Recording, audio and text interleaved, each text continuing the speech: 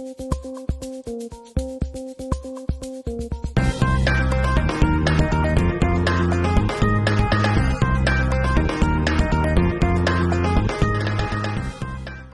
what we're gonna do is I'm gonna start with a little bit of more of a big picture to kind of explain how this all fits together. So we're gonna talk about the stack, the Android stack. So this may be some of you may be familiar with this. You've seen probably this before, but we're just gonna kind of run through it, explain what it is.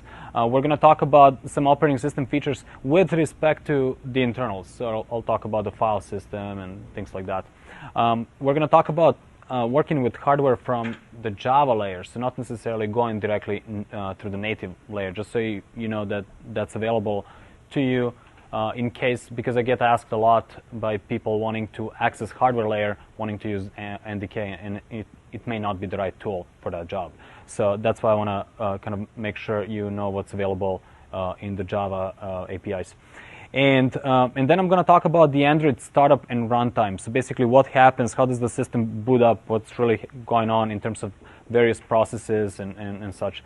And then we're going to talk about the NDK and some debugging, and that's about it. So sounds good so far? Okay, so how many of you have seen this picture before? Oh, okay, all right, sounds good. So at the bottom of the stack, we have the Linux kernel. So we're running Linux in Android. And the goal of the Linux kernel is to provide the abstraction layer. So that's one of the goals of the kernel. So the idea is that the hardware is going to change. So we're going to have different devices out there.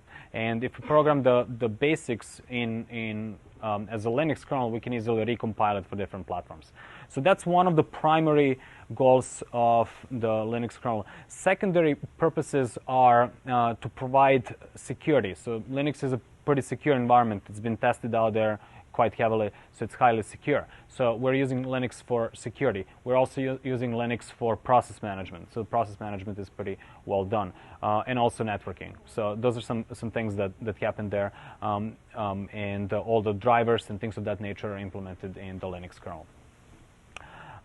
We're going to have, there's a tool that we're going to see shortly, ADB Shell, that is going to help us actually see what's going on inside of the phone itself, so you can actually see the processes and such.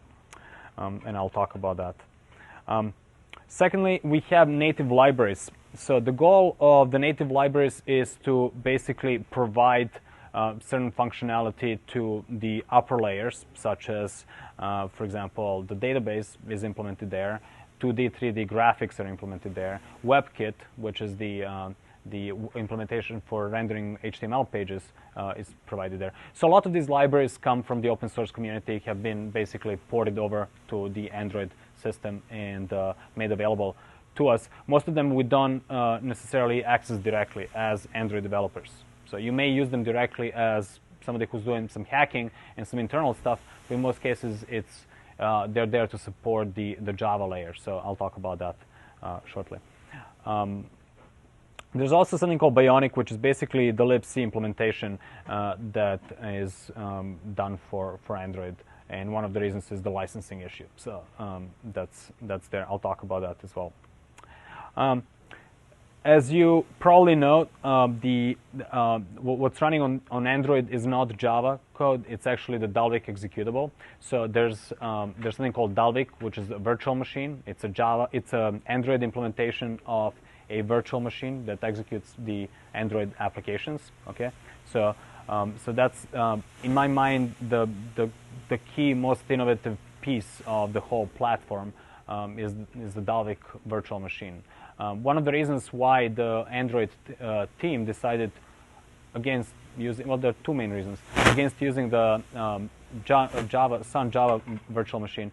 One of the reasons is licensing, right? So Sun, as you may or may not know, or Oracle, I guess, makes money by licensing the virtual machine. So Java language, Java libraries are free, but the virtual machine, as an OEM, you pay money to license it. Well, that wouldn't work very well with Google's goals of propagating Android to every single device. So they, for one of the reasons is for licensing reasons, they decided to create another virtual machine. The second reason for that is that Java VM is sort of a one-size-fits-all virtual machine, right? So it's the same virtual machine that has been running on anything from a small phone to a supercomputer. So it's same virtual machine running code everywhere. There are substantial improvements with Dalvik in many areas that are specific to mobile experience, right? So, for example, in mobile experience, the size of the actual application is really important. Okay, in Java, what we do is we zip up all the classes and we call it a jar file, a zipped up jar file. Well, Dalvik uncompressed code is some 50% of size of the compressed Java code. So you get substantial improvements just in the size of your executable. Also in Java, what happens is the Java bytecode is fairly verbose. So a lot of information about the actual source code is still there in the Java bytecode. And that's a good thing when you're developing for enterprise applications because you get really good stack trace, etc. But it's not necessarily a great thing when you have a tiny device with very small amounts of memory, with limited network connectivity and such. So again, Dalvik is purpose-built virtual machine specifically designed for a mobile experience. So that's basically the motivation for that. And as I said, I think this is one of the things that we see the most kind of improvements and such. Do you guys know why I put this picture there? Anybody know what Dalvik stands for?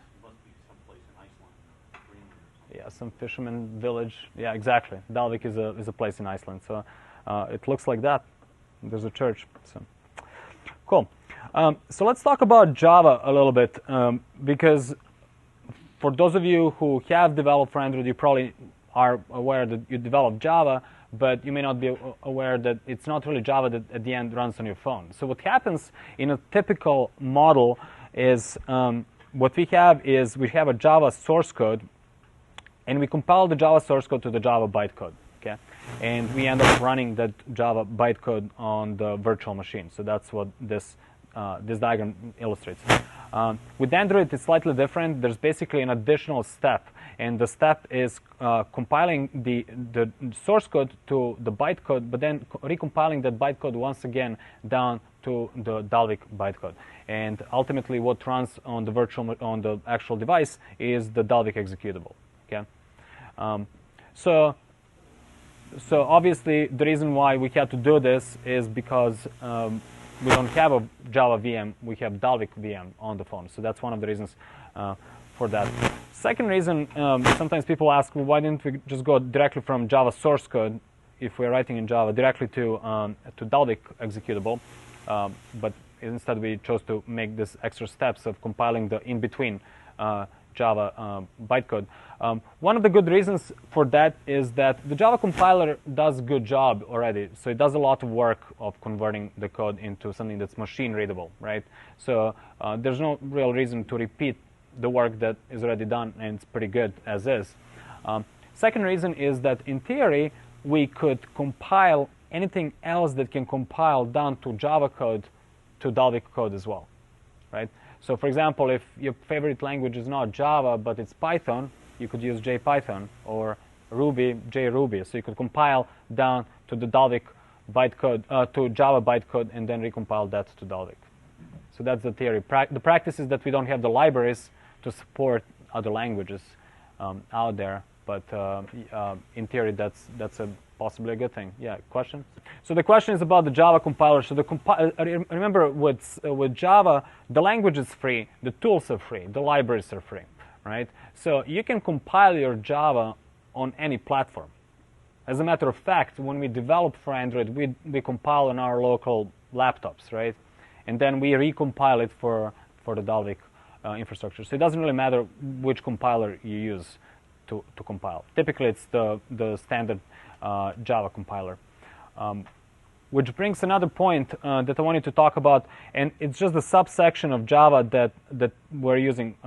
As you know, or may or may not know, Java ships in 3 different sort of versions, right? You have the standard edition Java, you have enterprise edition, which is Java plus everything else that you need for an enterprise development, and then there's Java Micro Mobile Edition, which was designed. The idea behind it was to support just that, the mobile devices. There were problems with that. It's overly complicated. It's not complete. So although Java is on every single phone out there pretty much nowadays, it's not the same Java running on Sony Ericsson versus Samsung versus some other platform. So they all have their differences, and it mostly has to do with the UI and things like that, things that are not complete by the Java specification. So Android Java that we use is sort of Java Standard Edition minus some stuff plus some other stuff. So it's mostly minus AWT/Swing, which is the UI kind of component, plus some additional stuff that are Android specific. So that's kind of where it fits. It's kind of like a weird combination of stuff. So that's Android and Java. So we write Java code, we execute Dalvik code. And although this looks like an extra step, it's automatic if you use Eclipse and such. So it's really, there's no overhead in terms of the work that we do as developers.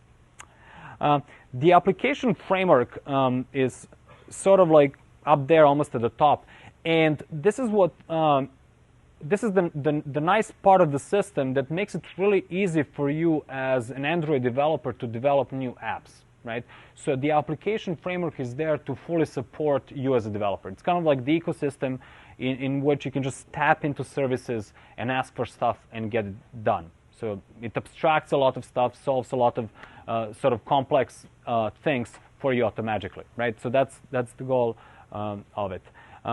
Things in there, like for example, location manager. You want to know where your phone is located, right? Well, yes, you could do some crazy gymnastics with the coordinates and stuff in the lower levels, or you can just ask the location manager and get the nice coordinates and kind of be done with it. So that's one example. Notification manager, content providers, resource manager, window manager, telephony, Wi-Fi, connectivity, etc. So these are all services that are ready for you to just tap into. And this is what makes the system really nice for Android developers. And finally, we have the applications. So this is what you as a Android developer would write. So typically, an Android developer writes this. This is the focus of the Open Hands Alliance, basically to enable you to write apps. Okay, not so much to enable you to hack the system. I understand this talk is about the internals, but really the goal, the documentation, the samples, the tools, everything is kind of geared toward the people who are going to be writing the applications, right? So as you know, there are a zillion applications out there available to us. Now, I just want to kind of double click on what it is to have an application, what's really in an application. So an application is really a collection of stuff packaged in something called APK. So APK is what we ultimately ship to the phone. That's our deliverable. And an APK contains multiple things. For one, it contains the Dalvik executable. So the Dalvik executable is our Java code compiled down to Dalvik, right? Secondly, it contains all the resources. So resources are everything that is not code. So everything that's not code becomes a resource. So things like all the strings are supposed to be extracted from the code and put into an XML file. All the little icons and images that you may have in your application, layout that you implement in XML. So all those things are your resources, things that live in your resource folder. So all those things together are packaged into something called APK.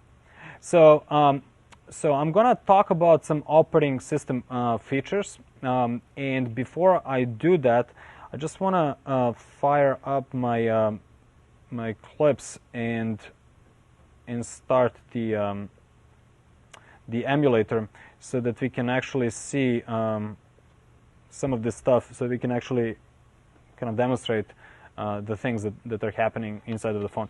And in the meantime, I'm just going to also connect the, I have one of the old G1s, so I'm going to connect this phone as well.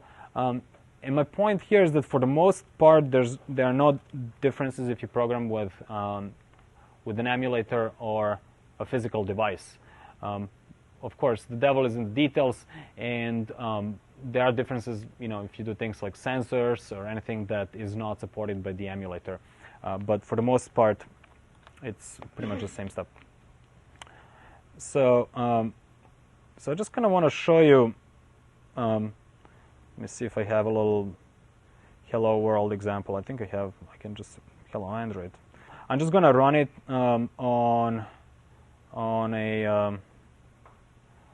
a emulator when it starts. But in the meantime, I just want to show you where stuff is on the folder. So if we look at the file system, I keep all my work in work area, workspace Android. And if I go into that project hello Android, so this is my Eclipse project. It's the equivalent of this project here, right? So what happens is there's a directory there that is not shown. Let's see, this is going to register. So at some point we're going to run it. There's a directory that's not shown, and that's the binary directory. So we don't see that in this example. So if I look at my file system, I do have the binary directory. Okay. So if I cd into the binary directory, this is where all the compiled code is, and that's where everything is basically automatically put together by Eclipse and assembled. So our resources are this file here, and basically corresponds to everything that you have under your resource directory. So all the layouts, values, images, graphics, yada yada. So all that stuff goes there. Your Java code gets compiled under your COM, whatever it is, so ls, COM, Maracana, and so all my Java classes are there. So they get compiled, they get then recompiled as a DEX executable. So this is the DEX code that ultimately makes you executable part of your app. And the app finally gets packaged into something called helloandroid.apk. So at the end of the day, everything is packaged into an APK file. And this is what goes down the wire to the device and gets installed. What I want to do next is I want to talk a little briefly about the file system things. And particularly, I want to talk about how the file system is organized, so you kind of know where things go on the file system. So one way we can access the file system is the command line tool called ADB shell. And that basically gets us into the actual shell of the device. So what I'm doing here is basically, is looking at what's running on the actual device. So I think I'm actually connected to the physical device at this point. I don't think my emulator has started. There's some T-Mobile stuff I see. So these are the processes that are running on the device. So I'm actually connected to the actual physical phone.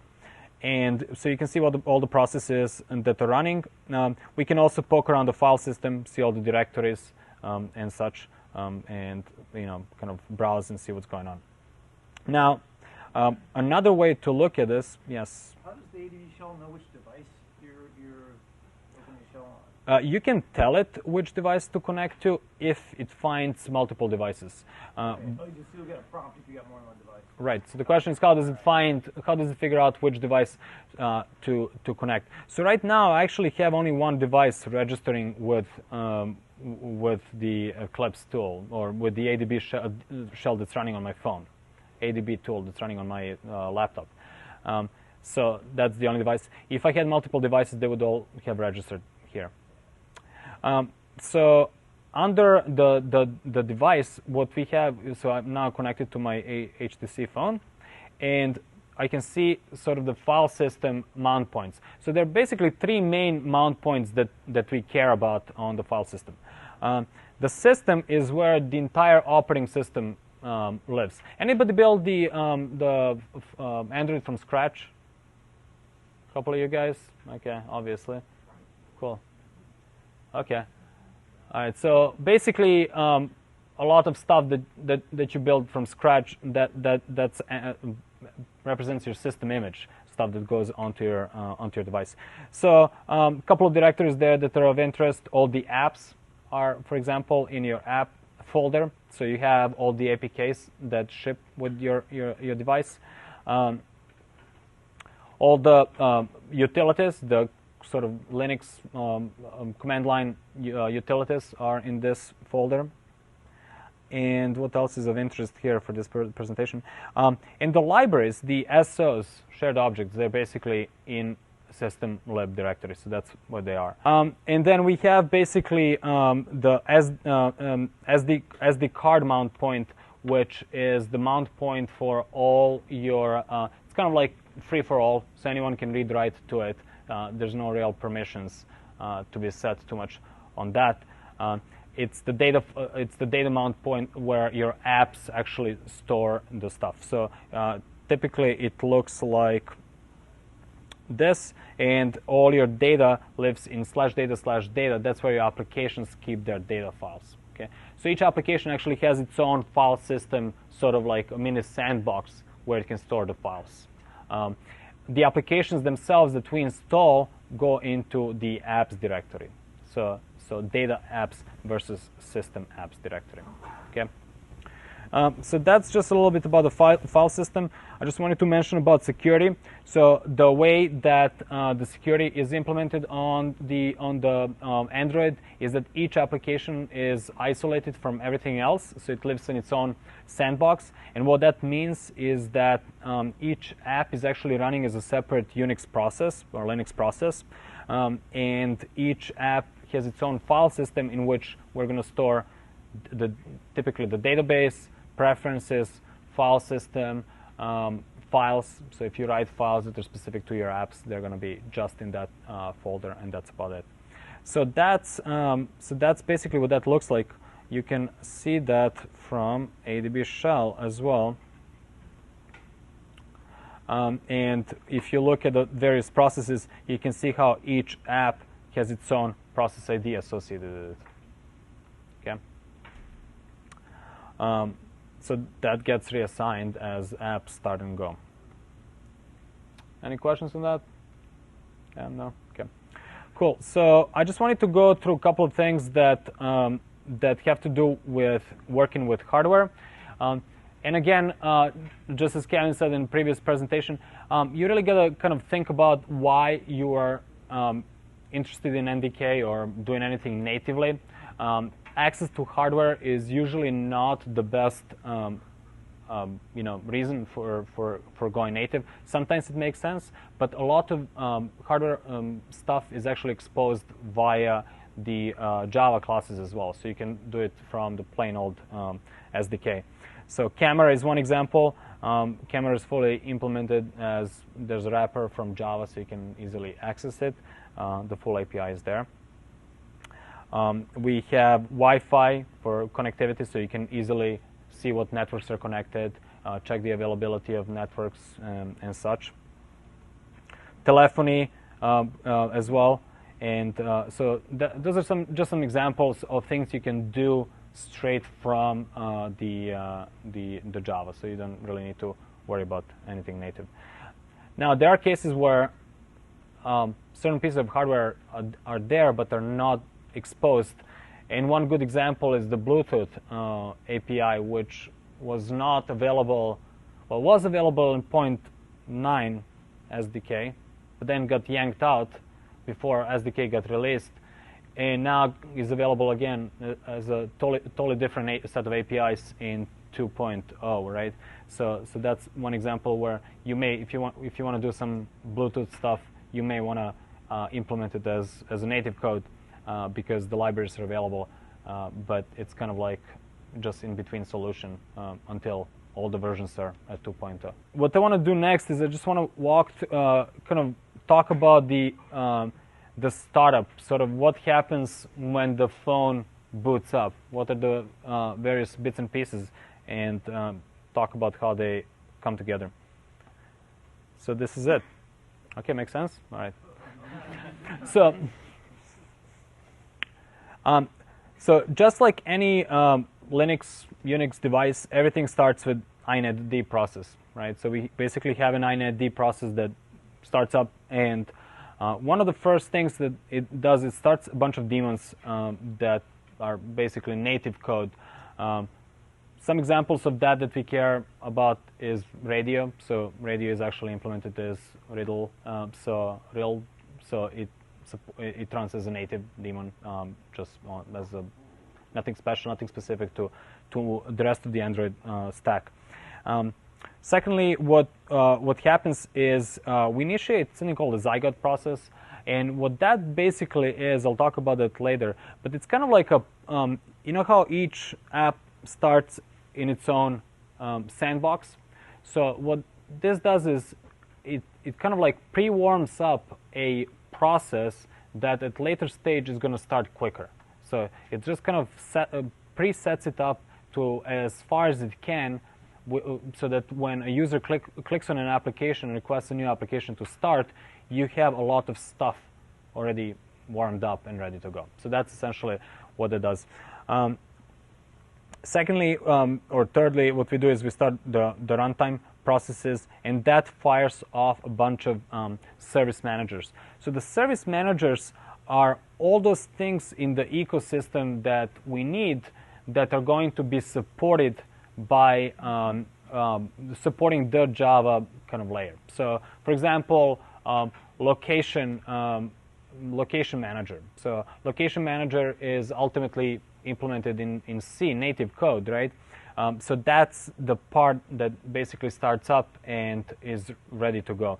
On the flip side, what happens, so by the way, the little balloons in green represent native, and so this is Java code, the blue stuff.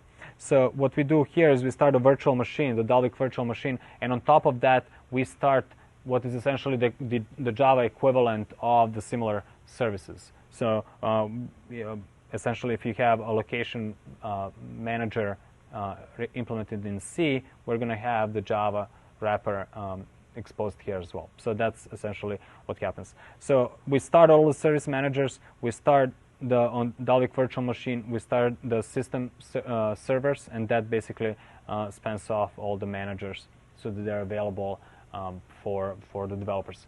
So at the end of the day, all this stuff is started, and your application now can tap into that as part of the ecosystem. And these managers often register with their counterparts in the native code. Yeah, so I actually kind of have another picture for that to explain that in terms of processes. So each silo is essentially a process. And so what happens is we start a process with, we start all the daemons, so they're basically grouped there, and they are all running on their own separate processes. We start a runtime services, and we also start the zygote process, which is that pre-warmed up, ready to go kind of process. So it's already memory allocated. It has, it has some stuff initialized, and so forth. So when the user actually wants to start an application, what happens is this gets essentially copied into the application. So that becomes the application, and then another zygote process starts to support it, right? So your application then has a much quicker startup time, and that's kind of important for the mobile user experience. So that's one way to make it run faster. So everything basically starts from Zygote in terms of the user apps that start up. Okay, so let's talk a little bit about the layer interaction. So again, the stack is, we have the picture of the stack. So the goal, remember, each layer is supporting the layer above it. So basically, the kernel is just here to support the libraries, which are C libraries, which exist merely to support the framework, and the framework is there to support the applications so that the application developers can create great applications. So that's essentially what's going on. Now, there are different ways that this support happens. And I essentially have three scenarios. One is when our application is talking to a runtime service, and that service is talking to its shared library. So example of that would be a location manager. So what we have is we have our app basically using an IPC call, a binder IPC call, and I'll talk about that later on, to talk to the framework. So basically, we're invoking a remote service. Now, the reason why I kind of skew these things is that this is actually a separate process than the actual location service. So this location service is running in a separate process. That's why we need an IPC call to kind of bridge that gap between two processes, right? To connect, to communicate between the two processes. So the location manager is actually an abstraction of the GPS location provider, for example. So you could have multiple different providers that provide location-based services. So let's say GPS. Now, this is all Java layer at this point. This Java layer is what we're talking to from our application, but it is supported via JNI. I hope you guys can see that, by its counterpart in C. So there's basically a C native code that's supporting that Java layer. So and in this case, it would be GPS location provider, which is essentially some kind of shared object, such as libgps.so, for example. Okay, so that's essentially what is happening in this case. So again, each layer is supporting the layer above it. Again, as a Java developer, we just care about what's going on in the application layer. Another example is when we have a runtime talking to a native service. So we may have a service that's actually running as a native service as opposed to a Java service, right? In this case, this is a media player. So media player may be talking to the media player in the JNI layer, and that's talking to a specific flinger. So I may say I want to play a song on my phone, and I'm communicating that to the Java code. Java code is making a JNI call to the C code. Now the C code is going to determine what is the best way to execute this. Is this going to go through the headset, or is it going to go through the loudspeaker, or is it going to go through Bluetooth speaker, something like that, right? So that's where the flinger comes in, and that ultimately loads a specific shared object to implement that. Okay. And the third way is when we have a third scenario is when we have an application talking to something in the framework, so Java framework, and that is supported again by a C native code. But this C native code is actually connecting via sockets to a C daemon that is running. So in this case, this is the radio interface. So this is how it's implemented. So we have a radio daemon that is supporting, for example, telephony manager and such, and that ultimately, also has some kind of shared library that's supporting it. Yeah, question. Question is, can you intercept the IPC call by implementing the same interface? But the caller of the interface is actually specifying who it's binding with. So although you may have multiple people implementing the same interface, it really depends on who you're binding that call with, right? Which remote service. And that's sort of like what's happening here is we are abstracting the GPS location provider. So multiple providers are presumably implementing the same interface, and they're being abstracted by the location manager, which presumably has some logic to determine what's available and what's the best available provider, and it's determining that binding. So it's we're kind of outsourcing the decision on binding to the location manager. We're just binding to the location manager and letting it figure out which interface to use or which implementation to use.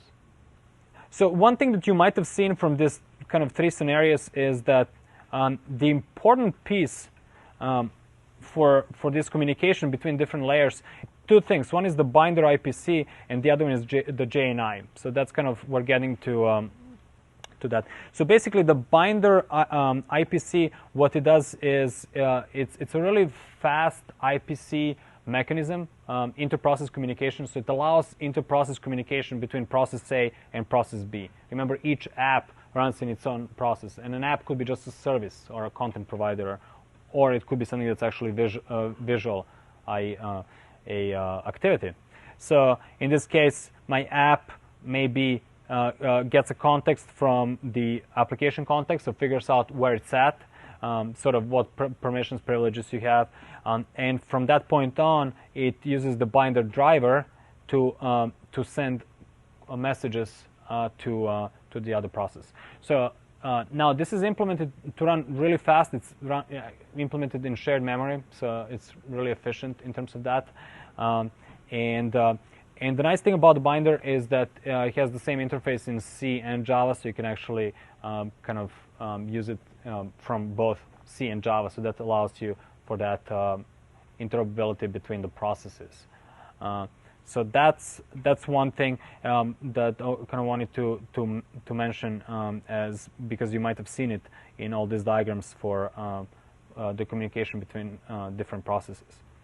Now, one of the things that I think a lot of you are interested in is kind of like the Java to C and C to Java interaction, and that's the JNI interface. So basically what JNI does is it specifies the naming convention for Java, so the Java can actually access the native code. And JNI is actually implemented as part of the JVM, so it's the Java virtual machine that ultimately makes those calls to the native code, right? Because Java virtual machine is the one that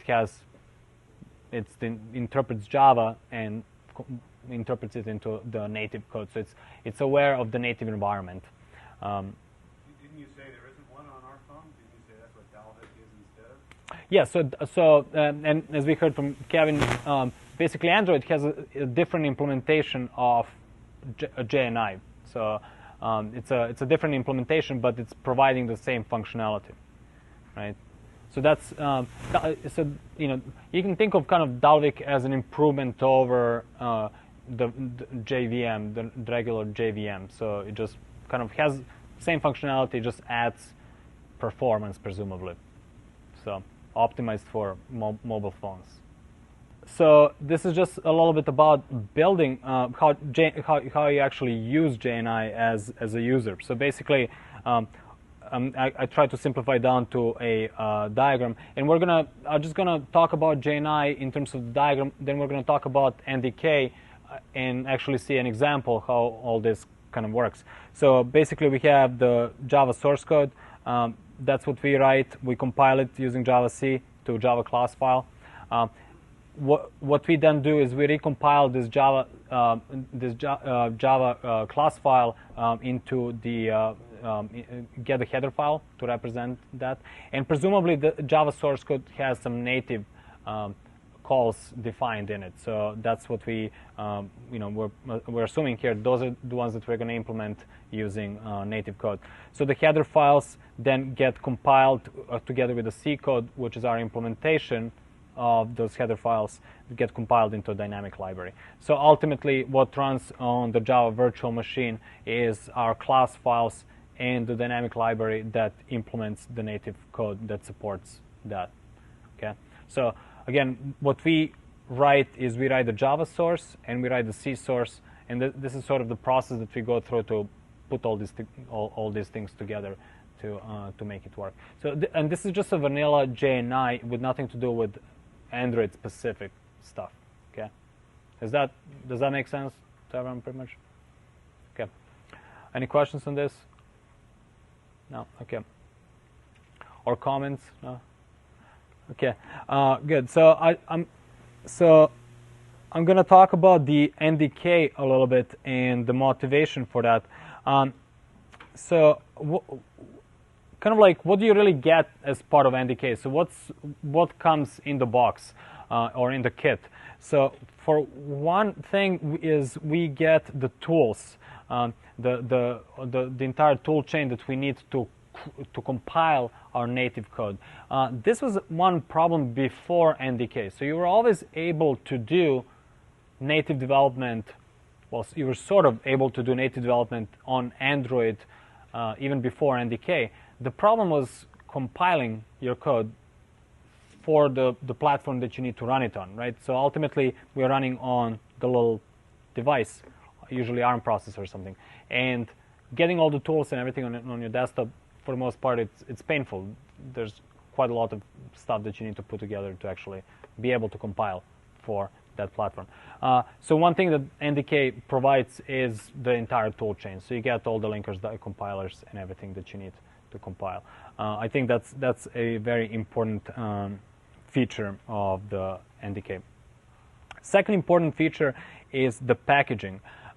So what we had before is we had one place where all the libraries live, and that place was the system lib folder. If you remember on my file system slide, it was basically this place here, system lib folder. Okay, this place here. Now the problem is that you don't have access to this place. So if you actually had native code that you wanted to ship with your app, you wouldn't have a way to put that code into this place. So you wouldn't be able to load it. Why would you use NDK in the first place? What's the motivation? I work with a company that had a DRM solution, and it was a substantial investment. They built it over like 5+ years. And it was all C code. So they've been running it on mobile devices for a long time now, and it's basically a C library. So they wanted to port it to Android, and the easiest way was to just wrap it as a JNI, set of calls and make it available, as opposed to porting the entire C library into Java, which would take substantially longer. So that was one motivation, and that was the case before NDK. We're like, okay, so we have this great SO library, and we put together all the tools and we compiled it and all that. But how do we now distribute it? And in their case, they actually owned. They work with an OEM, so they control the phones. It was kind of like equivalent of being a T-Mobile. So you can actually put your own custom image, and you can stick that library in there, and it's not a big deal. But if you're not an operator, you're just a mere app developer, you don't have that privilege. So that's one, I think, big deal about NDK, is that it allows for packaging of your native code. So basically what happens is your native code gets packaged into an SO file, and that SO file becomes part of the APK. So remember, APK is your application, your deliverable. And all that together gets pushed to the phone. So you can distribute your Java/native code as one package. You can put it up on the App Store or Android Market, and users can download it. They never need to know that there's anything native inside of that. So to me, this is a very, very important piece of the puzzle that NDK solved. There's a set of JNI headers, standard headers that are supposedly not going to change. So that's one of the benefits of the NDK as well. We had most of this before, but they kind of stabilized them. So libc, libm, libmath, right? libz are your standard libraries. They're pretty much set in stone, and we can count on them being there in future versions. Liblog is a really cool one because it supports the same logging capability as log inside of Java. So basically, what that means is your native code and your Java code can log to the same file, right? Log file. So that makes it easy for debugging. But like you said, the devil is in the details in terms of how that actually works. But this is how it's supposed to work. The JNI headers are there. Some C++ minimal set is there. Some OpenGL stuff. And there's also a little bit of documentation, sample code, and examples. But I don't think the NDK is documented nearly as much as SDK. And again, the Open Headset Alliance, their goal is not to support NDK development that much, rather to support Android developers. So if you're compiling native code, you need to compile it for each processor. Yes. So what happens is you're going to get a. If you do a Snapdragon, it'll work on any. It'll work on the next one. It'll work on anything that uses that CPU. Yeah. So what happens is, and I have a demo I'll show you in a little bit. But the result is a set of libraries that ship. And now this is change between NDK 1.5 and 1.6. These are the only two releases that exist out there, right? So in 1.5 we did not have a specific folder, I believe, for a platform. There was just lib folder. Now we actually have different architecture is going to have a different, and you guys can't see that at all. Different architecture is going to have different folder where it installs the lib file. So that would be the lib file that gets shipped with ARM processors. But again, the question is, why are you really using NDK? And I think Kevin had a really good slide on that. What are the reasons why I would use NDK? I often get asked to do NDK because people want to expand the platform. When I get down to the hardware layer, they think that that's kind of like the way to bypass some restrictions that Android imposes and so forth. But your code is still subject to the same sandboxing rules. So although you may have some native code, that native code is still running in application sandbox, right? So you don't really get to do some wild, crazy things on the platform just because you have some C code. It doesn't work that way. So access to hardware is usually not a good motivation for NDK. Now, I mentioned Bluetooth was one exception that I ran into, because Bluetooth is always there, so you could actually, but it wasn't exposed because Google just didn't have time to kind of figure out the API that they were completely satisfied with. So until 2.0, we didn't have the Java wrapper for Bluetooth. So what people have done is they would just basically drop in their own Bluetooth native library, and since the support was there, they would basically use JNI and NDK to write Bluetooth devices from Java. So that's one case where I've seen that happen. So the main motivation, as I said, is performance, or we concluded it's in terms of doing that. So this is in terms of how you kind of put together an example of how to connect bits and pieces and create your NDK set of files. So there's a Java native library, and I'm going to show you this in terms of the actual code as well. So what I have here is I have just a simple native library file.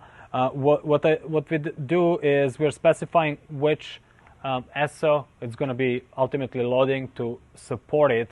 So you can kind of think of this file as an interface to its native counterpart that actually implements it, right? So this is the native library that we are kind of writing. That corresponds to this Java native Java library file that we're putting. So in other words, all the functionality that I would outsource to C, I would put in a class. I would wrap in a class that represents that functionality. So that's what this native lib is. Now we compile that using Java C, and we get the Java native class library. So I'm going to just show you this on the file system as well. So if I go into Workspace and Android NDK demo, so again, everything gets compiled in the bin folder. So I could, so everything is already compiled. So I have my com Maracana set of classes.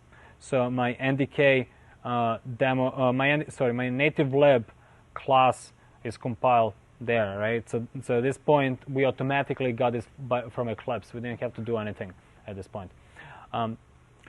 What I'm saying here is that I'm going to have a function called add that adds two integers and returns an integer, and I'm going to have a function that returns a string and takes no parameters, just to kind of mix and match a little bit. And again, this is not implemented here. It's going to be implemented in the native code eventually. So what we do next is we create, out of this code, we create a header file for this file. So we're right here now, and we do that by doing Java h-jndi. So we can do Java h jndi JNI com Maracana, and it's the native lib. and that gives us the .h header file that basically corresponds to this. So this file is here right now. So that's the file that we just generated. So I can open it. Actually, it's going to open. I'll just show you that file in Eclipse. So this is the file that corresponds to that. So basically, it's automatically generated. You do not modify it, and it gives you the headers that we're going to ultimately implement in C. So this is the header from my add function. So there it is, add. It takes, you always get the environment, the JNI environment, and it gets these two integers. This is my value 1, value 2, and this is the return value. Okay. So back in that's just a regular old .java file that got compiled into a class file and then fixed this tool. Yes, and this is a standard Java tool, so there's nothing special. There's nothing Androidish about it. So it's just a standard Java JNI tool that creates the header file corresponding to a class file that has some native methods defined in it. So these were marked as native, and that's why they got created, right? So this is the keyword in Java, native, right? And that's why I'm allowed to not implement it. So if I had this missing, then this would not compile in the first place, right? So at this point we got this. We didn't really have to do any work to get this. So we are here. So we have the header file here. Now what we do next is we usually provide the implementation for that header file. So this is where you actually write your C code. So that's the C source code. I kind of put in bold stuff that you write. So C code is what we write to support the header file. And that C code is right here. So what I do is I include the header file, and I basically copy-paste the actual function signatures, and then provide the implementation for those function signatures. So this is a very simple, I didn't go too much into JNI. It's a very simple example where we get two JNs, which are basically the int values, and we return simply the sum of those two values back. So this is for the add function, and then for the one that takes nothing but returns something, the hello method, we implement it by simply returning new UTF string and basically saying hello world. And we partially need this environment to be able to accomplish that, to basically create, do the conversion between C strings and Java strings, essentially. Yeah. That's a good question. The best documentation that I know for JNI is from the chapter 5 from Sun's book, but it's not great. So if anybody knows any better JNI documentation, I would love to also find out about it. Source code. There you go. So there are basically 2 pages and that's it. In the chapter 5 of now, Oracle Sun Developer Network, discussing this. Okay, so at this point we have created a header file. We provided a source code, and now so far everything we've done is a plain old JNI, right? We haven't done anything special, but this is where kind of the NDK comes into play. Ultimately, we want to get this dynamic library, right? So that's our goal. We want to get the dynamic library. Not only that, but we want to get it compiled for ARM processor, right? So it'd be easy to compile it for my Mac, but that's not what's going to run natively on this device. And that's where the tool chain is really important. So that's one of those things that is very nice from JNI from NDK to provide. To do that, we basically have a make file, which is the way I organize this is I put my make file in. I created a folder under my project called JNI, and I put everything there, and then I linked to that to my project from the NDK. So I'll just show you really briefly how I organize this. And this is something that changed between 1.5 and 1.6. So some of you might have seen, I have an example online on how to do this in 1.5, but the folder structure changed. So I've just updated that like this afternoon to actually account for changes in 1.6 of NDK. So NDK 1.6 basically you put your app under NDK apps directory. So the way I did it is I put NDK demo there, and as opposed to duplicating the code back and forth, I did a symbolic link here to my Eclipse project space, right? So this is basically linking to my Eclipse project space, and inside of that I put the JNI folder. And inside of JNI folder I put all the C code implementation. So basically all this stuff that has to do with C code, all this stuff here, I put inside of the JNI folder. So the make file is very simple. You can basically copy paste the make files from other apps, the sample apps. There's not really much to them. You specify what the local module is in the source file that's going to get ultimately compiled to that. There's one more file that we need to do, and that's the application file that kind of describes the application, what the bits and pieces are. And that file lives inside of that folder under NDK, NDK. So in NDK apps, and then my demo, I have this application file right here, and that file looks like this. I'm just going to open it. Oops. I'm just going to open it with TextMate. So it basically specifies that I have a project which is pointing to my Eclipse workspace project and what the module is. So that's all I need to do to build my SO. So ultimately, to build it, you go into your Android NDK folder, and you just do make. Let me see. Is it make app equals NDK demo? I think, or maybe app with capital app. Okay. So yeah. So you basically do this. You already have it built, so it's all done. But essentially, it builds the. Let me remove the SO. So if you delete this from here,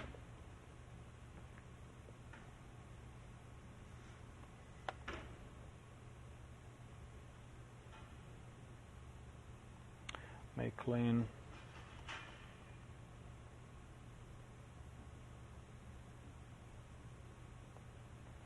NDK demo.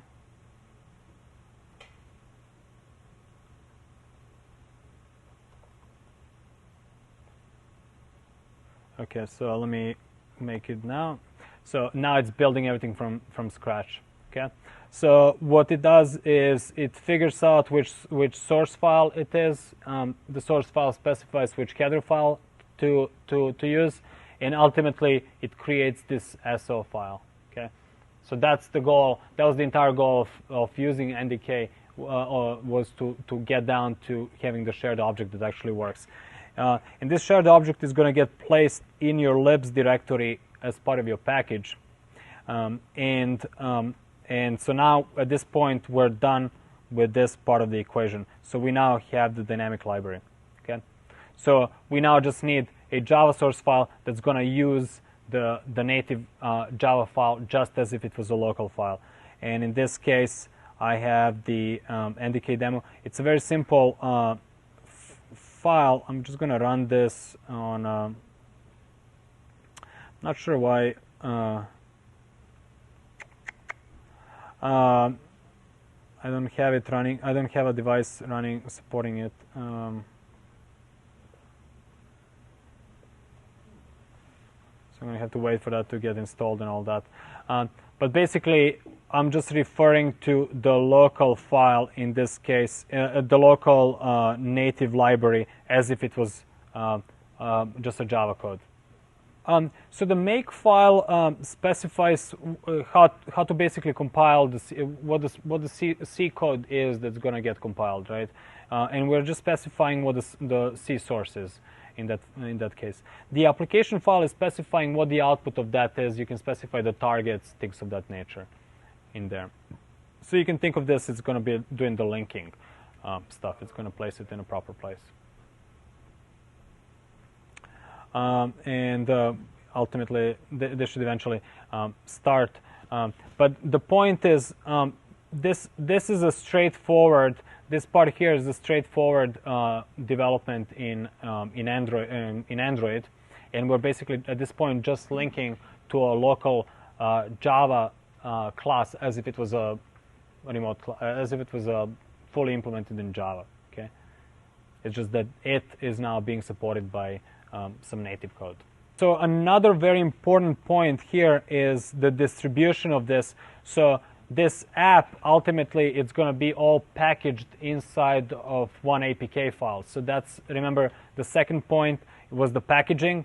So what happens is with the NDK, everything gets packaged into the APK file. What happens on the file system, on the other hand, is, let me do this. I'm going to ADB shell. Let me disconnect this ADB shell. I'm gonna now go into this device, and I'm gonna go into /data. So /data is where all your, except for some reason it's not. I'm not having access to it on this.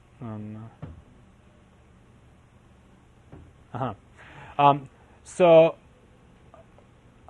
/data is where all your apps have their private secret folders, right? That sandbox environment on the file system.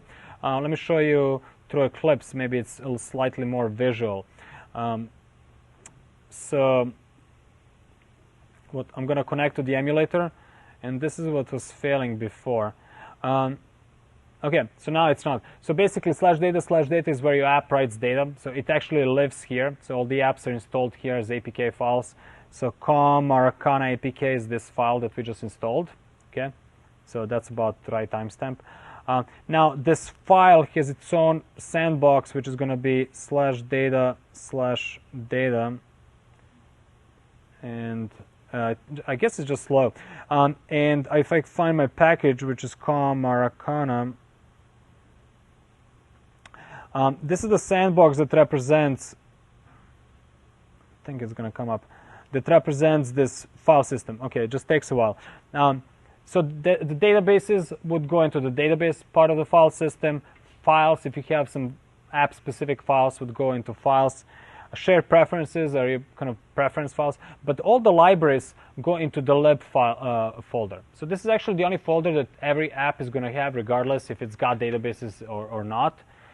So you may not have databases in files and shared preferences, but you're going to have libs folder, and this is what the SO file is located, and it's automatically added to the LD library path or whatnot. So it's available for loading. So it's going to be found by your Java code when it needs to load it.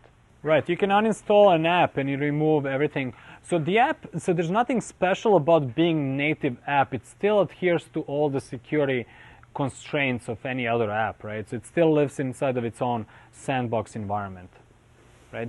Now keep in mind that you may have apps that are not visual. So it could be an app that only has a service, such as, for example, the spyware stuff and things of that nature. So yeah.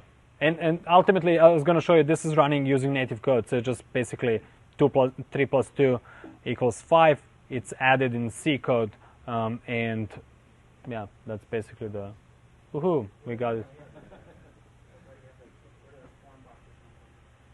The which boxes? Oh, these? This is all just standard Android development. So this is just a standard. I have a layout file that is super simple, and defines the layout for the screen.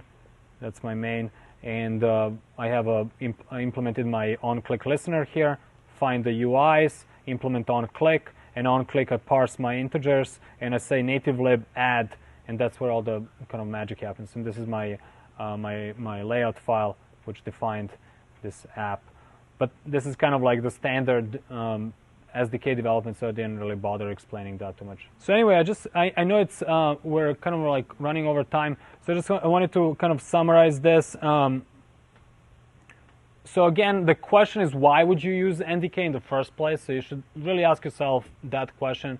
And I usually find that it's either for performance layer or reasons, or as you guys look out, wanted to basically port the same code into multiple devices. So you may have a library of code that you want to port, and you want to kind of provide abstraction layer over that code. That's when it makes a lot of sense. It's not necessarily for accessing hardware, which is something I get asked a lot about.